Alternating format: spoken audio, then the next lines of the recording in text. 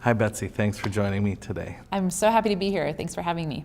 Let's turn it around a little bit and let's talk about how building a culture is good for companies. What is a way that a healthy culture is kind of an indicator of the business health of a company? How does that play out? Well, one of the things that we spend a lot of time talking about is the notion of an intentional culture. Companies that really think about that usually start with someone being the catalyst. It doesn't necessarily have to be a CEO, but someone in the organization really has to care about that and see that there's a reason, there's a financial reason to participate in creating a culture that they're proud of. I love the phrasing of an intentional culture. I think that's just a great phrase that you've come up with. One of the things I read into that is it's understanding how a values-driven culture kind of sets the expectations for not just how the business runs, but what are the behaviors that they look for or expect of their employees. Our solution is all about differentiating and helping a company to understand what their culture is and then communicating it out. And the question is, how do you know that companies don't just lie or, get the culture badge and, but actually, all of our questions are closed-ended, yes/no questions, and the goal is to get away from sort of these wide, broad ideas and actually really pinpoint what they invest in.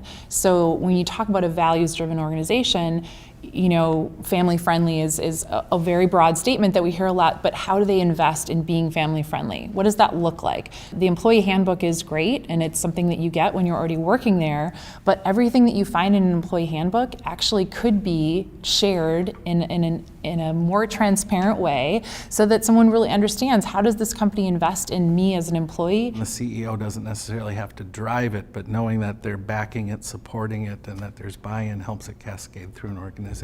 It's just something that companies really haven't had to do. I think that we're still coming out of the era of classified ads. So you had to be really succinct and you had to say where the location of the business was and 5 important skills that that the person had to have in order to be considered.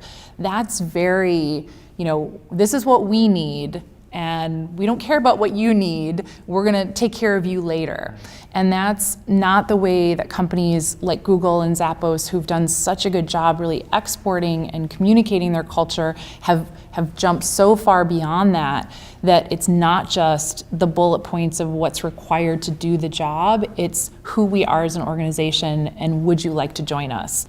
And I think it has to have a great effect on not just finding the right talent, but the retention of that talent. When somebody's happy in the environment they're working in, they're much more inclined to remain part of that. Certainly all of these pieces all weave together, because if a company has a shared value system with me, I will be more excited to not only apply for their jobs initially, but also contribute to the success of the business. Is it going beyond just the perks that a job position might have to offer? We talk a lot about going beyond the ping pong table to talk about what your organization is about, how they invest in the community. For example, millennials like to ride their bikes to work. So what other green initiatives does the company support? I read about a company recently that has a stipend that they pay their employees to ride their bikes, and that also is part of their mission. So they're a green company.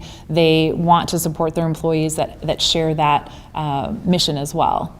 So that mission is more than just a plaque in the lobby of the company. It's a behavior. Exactly. Yeah. Well, thank you. This was really fun.